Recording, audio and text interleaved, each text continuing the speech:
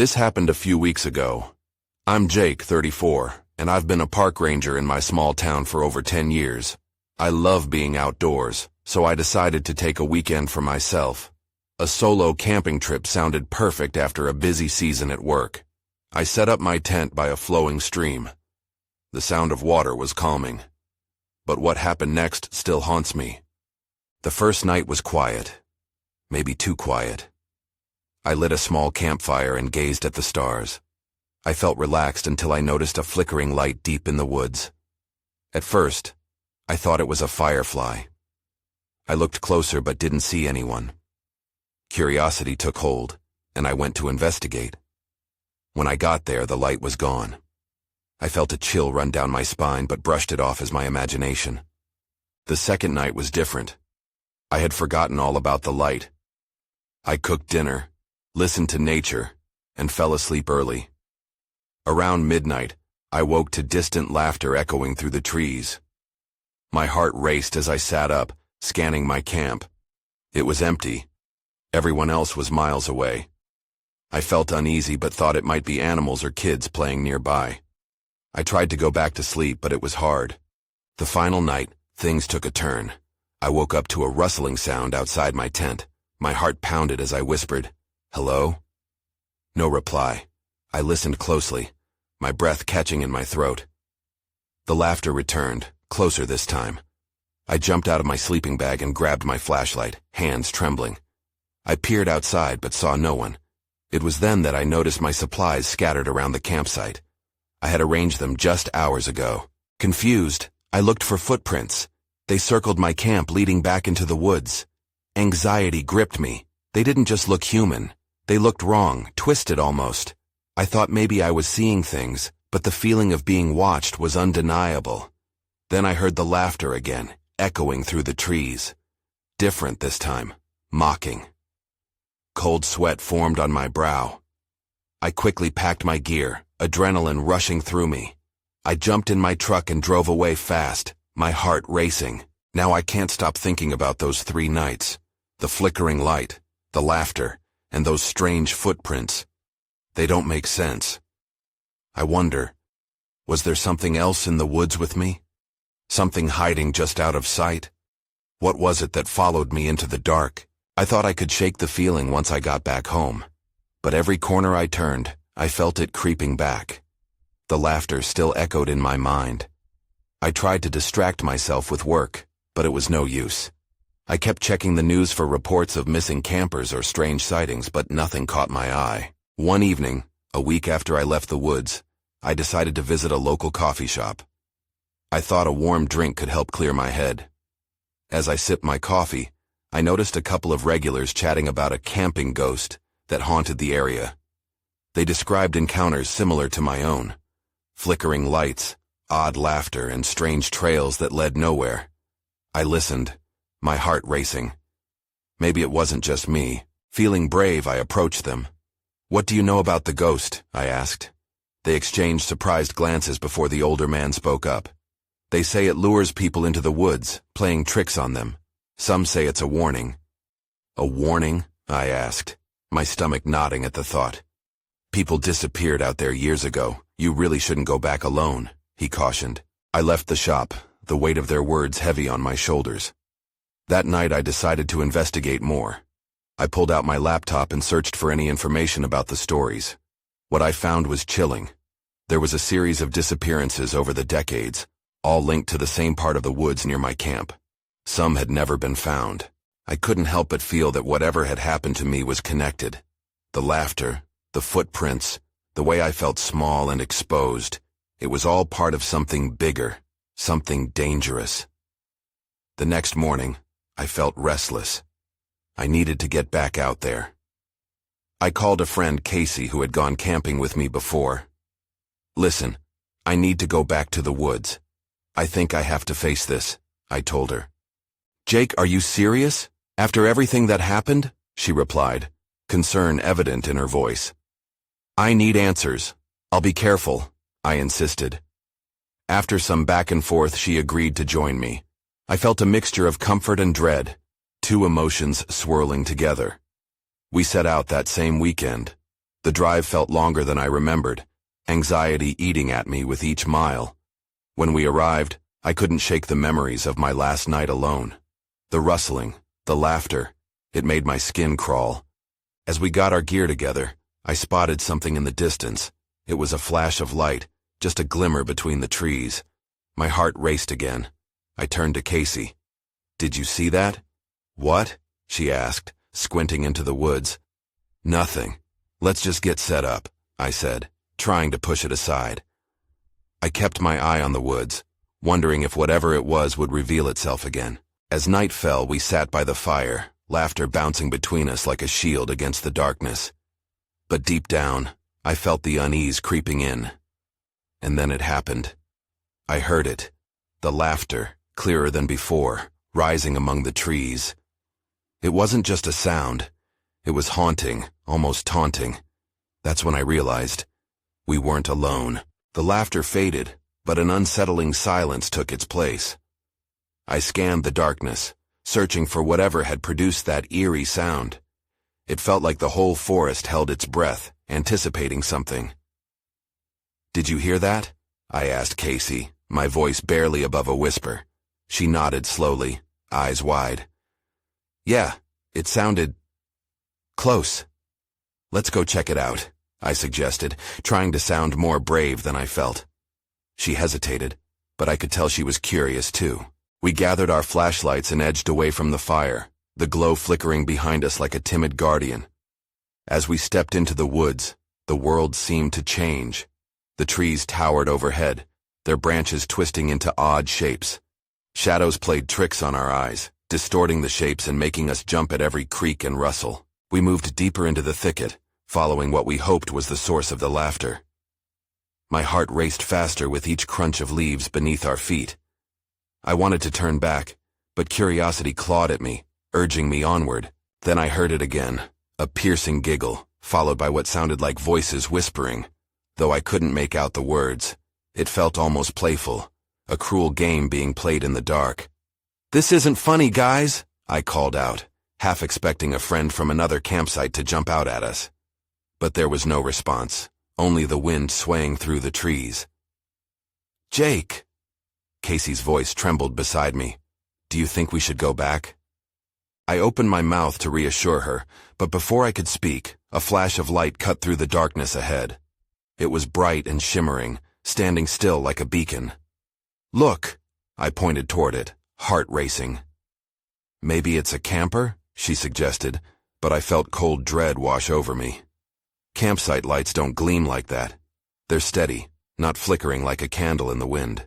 Against my better judgment, we moved closer, hoping to see what was causing it. With each step, the laughter grew louder, echoing in a way that sent chills down my spine. I glanced at Casey. I could see the fear mirrored in her wide eyes. As we neared the source, we stumbled upon an open clearing. The light was gone, but in its place were remnants of something that made my throat tighten. Small items littered the ground, half-burnt candles, colorful ribbons, and strange carvings scratched into the trees. It felt wrong, like we were intruding on a private space. "What is this?" Casey whispered, crouching beside a small ritualistic circle made of stones, its center dark with charred remnants. My instinct screamed to leave, but my legs wouldn't move. I felt drawn to the space, like it was beckoning me closer. Just as I reached down to inspect one of the stones, a cold breeze swept through the clearing. The air shifted, and I could hear it again, the laughter, now echoing like a twisted melody. Then everything went dark. The laughter stopped abruptly, leaving only a heavy silence. Panic surged, as I realized I couldn't see anything. Casey was gone. "Casey!" I shouted, fear coursing through me. I felt around, fighting the darkness, but she was nowhere in reach. A dim light flickered on my left, and I stumbled toward it, hoping she'd found her way. But as I stepped into the light, I froze. It wasn't Casey. A figure stood there, vague, shadowy, but unmistakably watching me. I could feel its gaze like a weight on my chest. "What are you doing here?" it whispered, voice chillingly familiar. I knew then that the woods had more secrets than I could ever fathom. I blinked at the figure, struggling to make sense of what I was seeing. It felt like staring into a warped mirror, a reflection of something I couldn't quite grasp. My legs were stiff, unwilling to flee, though every instinct screamed for me to turn and run. "Who are you?" I managed to choke out, the words tumbling over each other in my throat. I regretted asking. This place twisted reality in a way that left me feeling exposed. The figure took a step closer, the flickering light casting elongated shadows. "You shouldn't be here," it said again, this time softer, the words laced with a warning. The familiar voice made my heart drop. It couldn't be. "What do you mean? Where's Casey?" I called out, my voice wavering. A low laugh danced through the air, sending shivers down my spine. "She's safe," the figure said, but it felt like a lie coated in honey. "You're not part of this. You've crossed a line." I felt the weight of its gaze, and a sense of dread washed over me. It was like I was on the edge of something deep and dark, and I could either fall or fight my way back. Instinctively, I took a few steps back, desperate to find the path we had come from, but the darkness loomed like a thick fog. "Wait!" I shouted, desperation creeping into my voice. "What do you want?" The figure remained still for a heartbeat, and for a moment, I thought I saw familiarity in its posture. Then it raised a hand, and the air crackled with a sudden chill. Memories flooded back, images of past camping trips, laughter under the stars, and warm bonfires. Among these memories, Casey's anxious face floated to the forefront, pleading for reason. "Leave," it whispered, the voice shifting into an echo of my own. "Before it's too late." The word struck me hard. Too late for what? I pressed, anger mixing with fear. I wasn't about to let this shadow bully me into submission, but before I could challenge it further, a sound sliced through the tension, a scream, raw and terrified. "Casey!" I cried, my heart racing anew. The sound came from deeper in the woods, chasing away the quiet like a wailing siren. I turned and dashed toward where the voice had come from, adrenaline clouding my judgment. Panic pushed me forward. I couldn't leave her behind. Ignoring the figure's warning felt reckless. But I wasn't prepared to lose my friend. The laughter returned, echoing and mocking, bouncing off the trees and wrapping around me like chains. I stumbled into the underbrush, branches clawing at my clothes, and tried to follow the faint trail leading deeper into the dark. "Casey!" I called out again, each step heavier than the last. Just when I thought I couldn't take another breath, I caught a glimpse of something up ahead, a flicker of movement, something, or someone. The laughter morphed into a choir of indistinct voices. Something was wrong. Every instinct told me to stop, but the scream replayed in my mind, fueling my urgency. I pushed on, fear clawing at my chest, until I reached a clearing eerily similar to where I had found the circle of stones. This one, however, glimmered with no source of light. Then I saw her. Casey was there, standing in the center, eyes wide with something, fear, disbelief, or maybe both. Her flashlight flickered, illuminating something monstrous lurking behind her. I felt my throat constrict as I realized what was unfolding before me. I had to act, but dread seeped into my bones as I took a step forward. I was in a place where the rules didn't apply, my thoughts racing to predict what might happen next in this living nightmare. Before I could call her name, the darkness behind her shifted, and with a terrible clarity I understood. Something was about to happen, something that would change everything. "Casey!" I shouted, and the world around me shifted once again. Everything froze for a moment. Then chaos erupted. The darkness behind Casey lunged forward, an amorphous shape swirling and shifting like smoke, but with a presence that felt terrifyingly real. My heart raced as adrenaline flooded my veins. I had to reach her before it was too late. "Run!" I yelled, the urgency in my voice surprising even me. Casey's gaze flickered from the shadow to me, confusion mixing with dread as she hesitated, paralyzed in place. For a brief instant, I thought I could see fear etched on her face. I fought against the sinister laughter echoing in my ears and took another step forward, my voice almost breaking. "Casey, please!" The shadow twisted, elongating like it was stretching toward her. It was hard to tell what it truly was, but I knew it was hungry for something. Perhaps her fear, or worse. I couldn't leave her behind. Not like this. The flicker of her flashlight cast bizarre shapes on the ground as she finally moved, desperately backing away from the creature. It let out a low growl, a horrid sound that seemed to resonate through the clearing.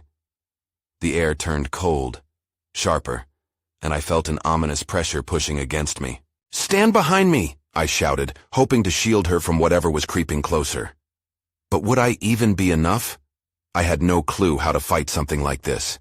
Every instinct told me to take Casey and flee, but the ground felt like it was unwilling to cooperate, roots snagging at my feet like the darkness itself. "Don't just stand there," I urged, summoning every ounce of bravery I could find. Casey finally broke free from her stupor and sprinted towards me. She stumbled, nearly tripping over the uneven ground but managing to regain her balance. I reached out, grabbing her wrist before she could veer off course. "Let's go," I yelled, dragging her back toward the tree line, away from the encroaching shadow. But the murmur of voices filled my ears. They grew louder, echoing our fears and doubts, words I couldn't quite make sense of, taunting me. We stumbled through the chaos, pushing and shoving past branches that seemed intent on barring our escape.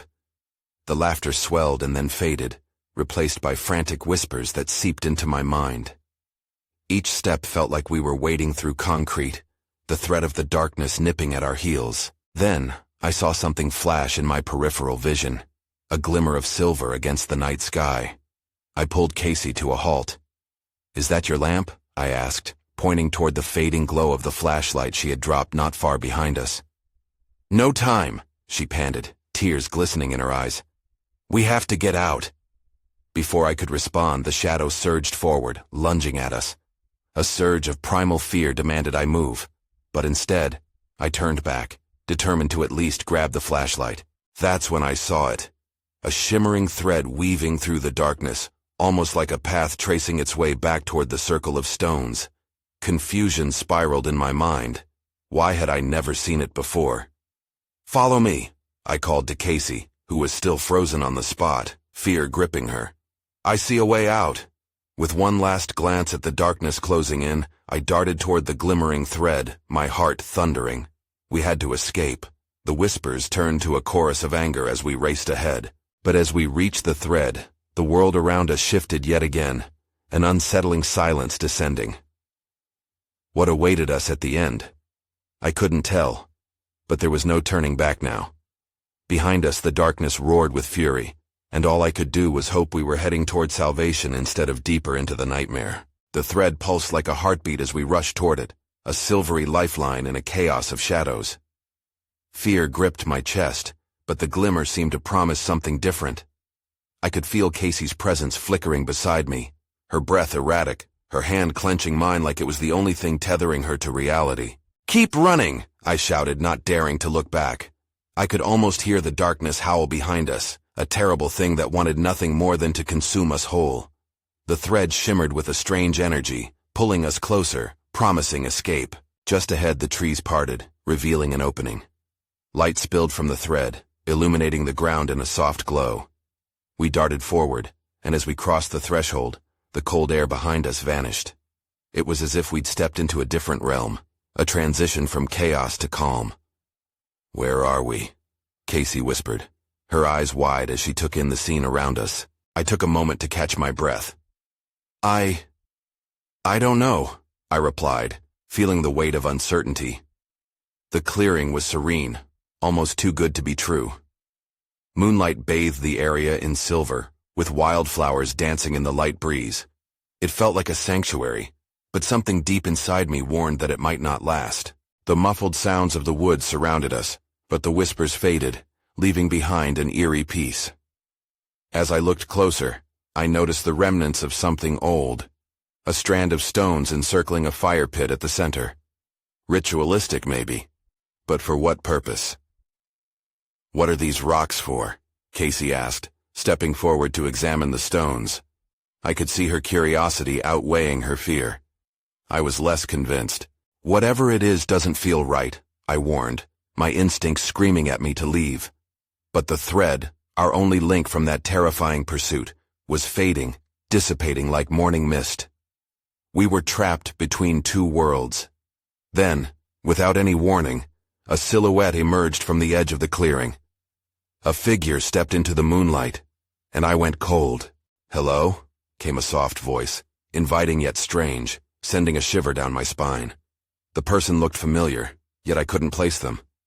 A part of me wanted to shout, to run, but a deeper urge pulled me closer. "Who are you?" Casey asked hesitantly, her voice trembling.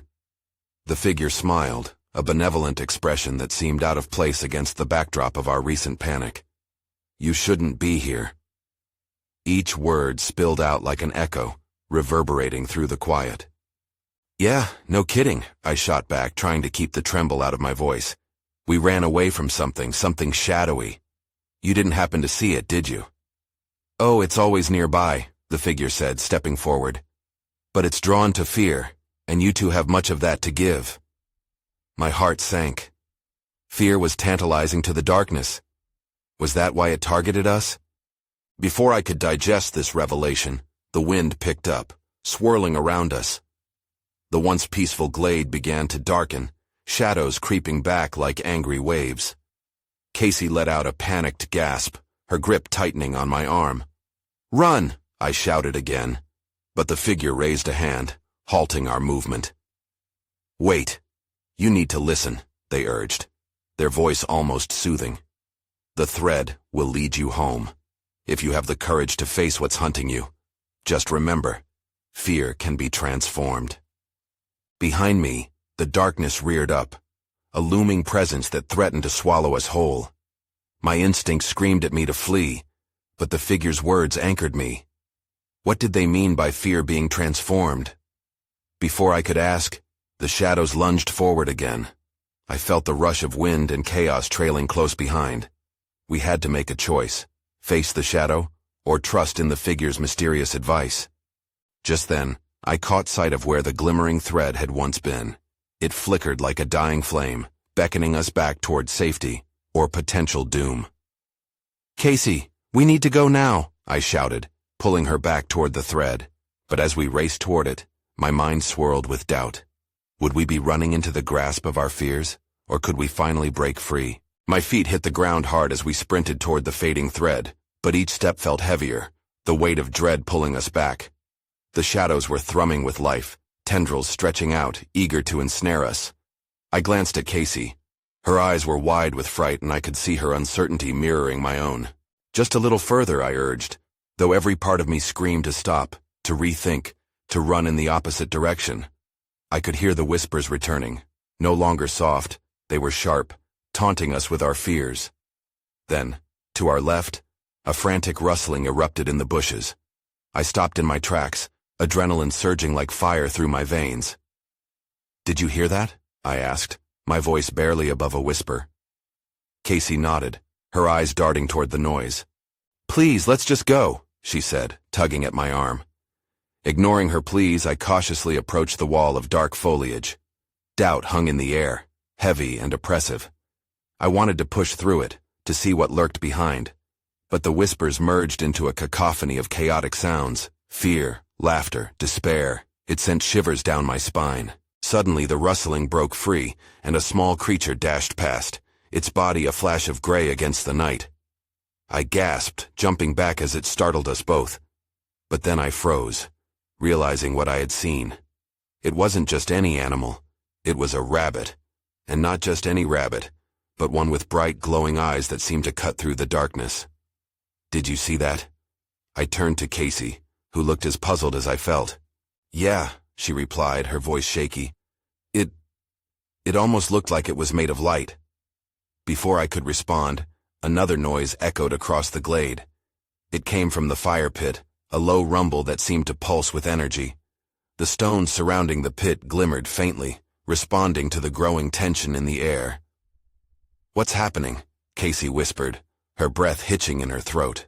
"I don't know," I admitted, the sense of dread creeping back in. But there was also curiosity, an urge to unravel the mystery. Just then, the figure from before stepped closer, their expression unreadable. "The threads weave through every living thing, including fear," they said, their voice resonating in the stillness. "Embrace it, transform it, That was when everything started to shift. The shadows began to dance and swirl, forming shapes that were strangely familiar, yet unfathomable. They took on the form of our doubts and fears, images of our lives flipping through the air like a film reel. I caught glimpses of moments that had branded me, my failures, my regrets, the risks I had avoided. No, I said, pulling back. I didn't want to see anymore. But Casey stood still, staring at the phantoms as if they were pulling her in, collecting her essence. "Casey!" I shouted, panic coursing through me. She blinked slowly, lost in a trance. I lunged forward, grabbing her arm, trying to tear her away from the strange enchantment of the shadows. "We have to go now. We can't let it hold us." But just as I turned to run, the earth beneath us trembled. The ground split open, revealing a dark void stretching endlessly below. I felt the pull of the abyss, a magnetic force dragging us toward it. "No!" I cried, and for a moment, I thought we were done for. But then I remembered the thread. I held on to that thought. "Casey, the thread!" I shouted, pointing toward what little glimmer was left. If we were going to escape, we needed that lifeline. But just as we took a step, the shadows lunged forward, enveloping us in a cold shroud. And that's when I realized they weren't just shadows. They were a part of us. A wave of terror crashed over me, and I knew then we were standing on the edge of everything we feared most. I looked back at the figure whose expression flickered between sympathy and something darker, but I couldn't grasp it in that moment. "Face it," they urged. "Transform it." I took a deep breath. As the shadows closed in, I felt the thread within me flicker like a dying flame. It was now or never. Then, a flicker of brightness exploded in the darkness, blinding me, and in that moment, I braced for whatever was coming next. The light crashed around us, a dizzying wave that shattered the shadow's grip. For a heartbeat, everything went silent. The whispers faded to nothing, and the chaos of fear melted away. I felt the ground shift beneath me again, but this time, it was stabilizing, pulling us back from the brink of the void. "What just happened?" Casey whispered, blinking into the brightness. I could barely process my surroundings. The figure, the shadows, the rabbit. It all swirled in my head like a chaotic storm. "Look," I exclaimed, pointing to the fire pit. The stones glimmered fiercely, radiating warmth and light. The shadows had retreated, and a strange calm settled over the glade as the warm glow filled the air. "Is it safe?" Casey asked, her voice trembling, but I couldn't take my eyes off the scene before us. The fire pit wasn't just a fire pit anymore. I noticed something shimmering among the stones, a small, intricately designed pendant, casting brilliant reflections. I stepped closer, curiosity driving me forward. "What is this?" I reached for it, and as my fingers brushed against its cool surface, a jolt of energy surged through me. I gasped, pulling my hand back. "This feels strange." "What's happening?" Casey asked, her fear returning. "It's like it's alive," I replied, staring at the pendant. Its design resembled the glowing-eyed rabbit I had seen earlier. "I think it's connected to everything." Then the air shifted again. A low chill crawled up my spine as I noticed the shadows creeping back, not as a swirl, but more like wisps of smoke.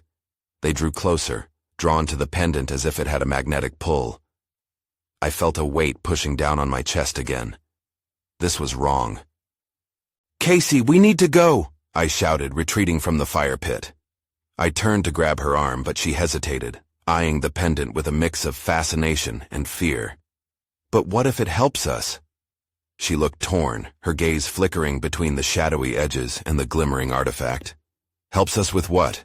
More shadows?" My words dripped with urgency. "We've seen enough tonight." Just then, the figure returned, stepping out from the area we thought had dissolved into nothingness. "It is time to choose," they said, voice steady. "Embrace the shadows or find the light." Suddenly, the pendant pulsed with energy, emitting a soft hum that echoed in the depths of the glade. My heart raced as I felt an overwhelming pull toward it. The shadows hissed, a sinister warning, but I also sensed the thread flickering inside me, urging me to join with whatever power this pendant held. "What do we do?" Casey asked, stepping back, uncertainty plastered across her face.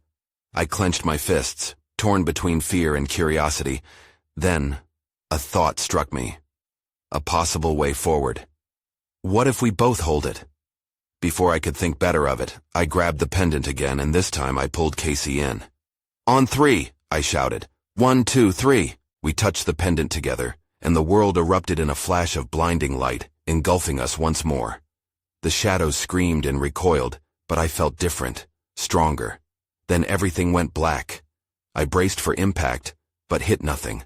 I floated in a sea of silence, but I could hear a faint whisper creeping in, pulling me back toward nothingness. And that's when I realized, whatever I had unleashed, it wasn't done with us yet. When I finally became aware of my surroundings again, the silence shattered. I bolted upright, disoriented. Where were we? I could barely recognize the glade, but the fire pit was still there, the pendant resting in the center like a pulsating heart.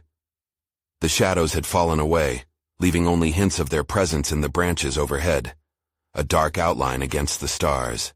"Casey?" My voice echoed like a plea in the stillness. I turned, panic gripping me when I saw she wasn't beside me. "Casey!" "Here!" Her distant voice called from somewhere behind me. It was weak, trembling. I stumbled toward the sound, weaving between the trees. As I reached a clearing, I found her crouched over a figure slumped on the ground.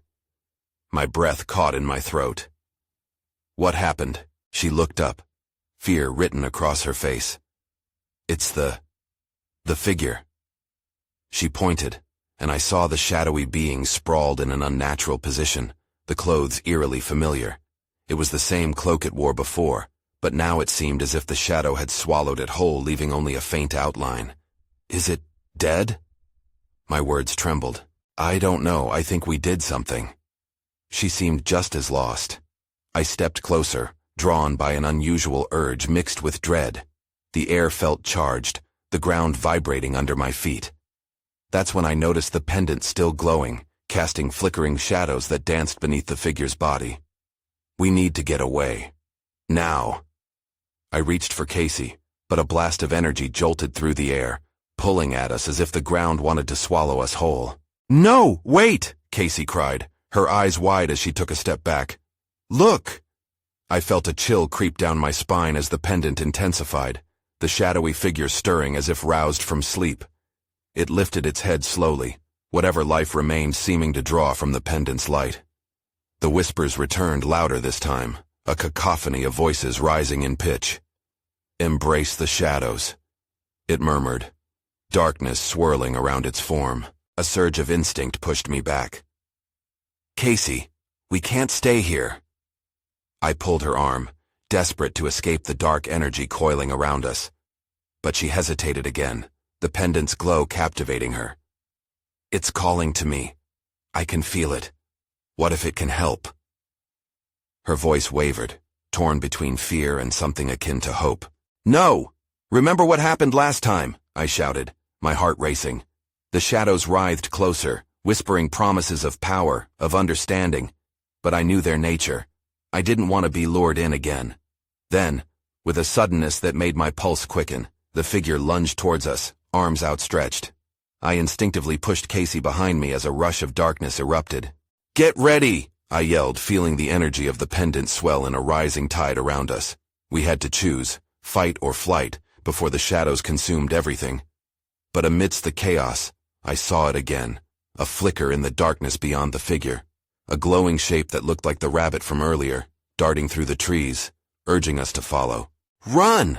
I yelled. Without thinking, I grabbed Casey's hand, and we took off into the woods, chasing whatever light could lead us away from the danger that lurked behind us. The shadows screamed as we fled deeper into the night, but I couldn't shake the sense that they were gaining on us. As we raced onward, I knew, whatever we had unleashed was not finished, and the race for our lives had only just begun. The forest pressed in around us as we sprinted, branches clawing at our arms and legs. The shadows growled behind us, an angry chorus of whispers that echoed through the trees. My heart pounded in my chest, each beat drumming with urgency. As we raced, the image of the glowing rabbit danced in my mind, a beacon in the chaos that urged us towards something more than mere survival. "Jake! This way!" Casey pulled me to the left, her grip firm, as we dodged through the underbrush. The contours of the forest shifted, but in the distance, that familiar shimmer called me again, stronger than before. I didn't know what lay ahead, but I felt it pulling us toward the heart of everything that had happened, both the light and the encroaching darkness. "Can you see it?" I gasped, my breath coming in ragged bursts. "The light?" "Yeah, I see it," Casey shouted back, determination igniting in her eyes. "Just keep running." As we plunged deeper into the woods, the underbrush thinned, revealing a small clearing ahead bathed in soft, luminescent light. The air was electric, and I felt the thread within me tighten, growing increasingly bright with each frantic step. With one final push, we burst into the clearing, and time seemed to freeze. Before us lay the rabbit, a stunning silhouette of light and energy, its eyes glowing like twin stars. It stood at the center of a circle marked by ancient weathered stones, each inscribed with symbols that pulsed like the pendant we had left behind. "Is this?" Casey breathed, awestruck. "Yeah, it feels like where we're supposed to be," I replied, the realization hitting me harder than any fear I'd ever felt. This was the lifeline, the nexus of whatever this entire situation was. Suddenly, the shadows loomed at the perimeter of the clearing, hissing like serpents as they writhed in fury. "You think this is your sanctuary?" one of the whispers taunted. "You are part of the darkness." "No," I yelled, stepping forward, my voice steadying in defiance. "We choose the light." The rabbit leaped forward, agile and fluid, and the air around us intensified with energy. Instinctively, I knelt down, reaching out to it. "What do we do?" In response, the rabbit hopped closer to the stones, and a bright pulse erupted from it, the symbols glowing fiercely as if answering a long-forgotten call. The shadows recoiled slightly, their dark forms flickering in hesitation. "All of this, your fear, your doubts, they only have power if you let them." The rabbit's voice rang clear, echoing with layers of wisdom. "Transform them into strength." As its words washed over me, everything began to click into place. I felt the darkness lurking within me, my own doubts, the things that haunted my thoughts every night, and underneath that weight was a force I often ignored. "Together," I said, glancing at Casey, "we can confront it." "I'm with you," she replied, squeezing my hand. With an exhale, we stepped forward, the light swirling around us, pulling us closer to the rabbit and the stones. The shadows twisted, manifesting into grotesque forms, their taunts sharpened into shrill cries of rage. But we stood firm, channeling all of our fear into something tangible, something powerful. "Turn your fears into light," I shouted to Casey.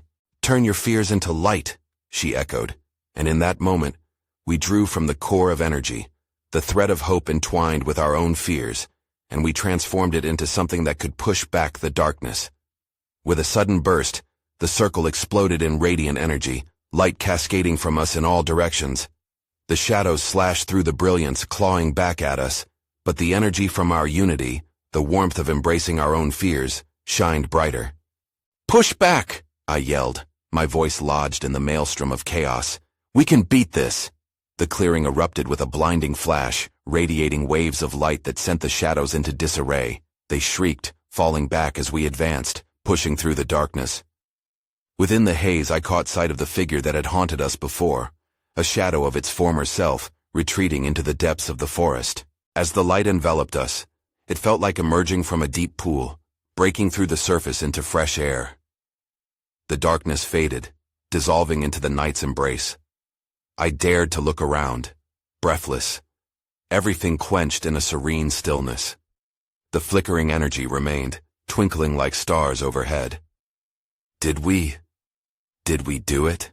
Casey mused, disbelief coloring her voice. "Maybe for now," I said, still on edge.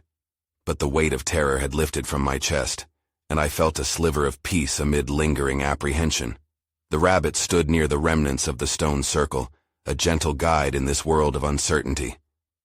"Remember, fear is not your enemy but a part of your journey. Carry this with you." As it turned to leave, I felt an unexpected pang of loss. "Wait!" The rabbit paused, gazing back at us with those knowing eyes. "You will find your way, Jake, and when shadows gather again, you will know how to face them." As it bounded away, the moonlight brightened, illuminating the forest in a gentle glow. Another chance lingered in the air, but beneath it, an almost palpable silence hinted at the mysteries still woven into the fabric of the woods. "Let's get out of here," I said, making my way back toward the path, Casey by my side. As we walked, I glanced back at the clearing where the rabbit had disappeared. Whatever had happened, I knew that the lingering unease would always remain in my mind, a reminder of the battle we faced and the shadows that could return when least expected. "Do you think it's really over?" Casey asked softly, her voice tinged with uncertainty. "I don't know," I confessed, not wanting to break the moment. "But we faced it together. And that, I thought, might be enough to keep us safe. For now."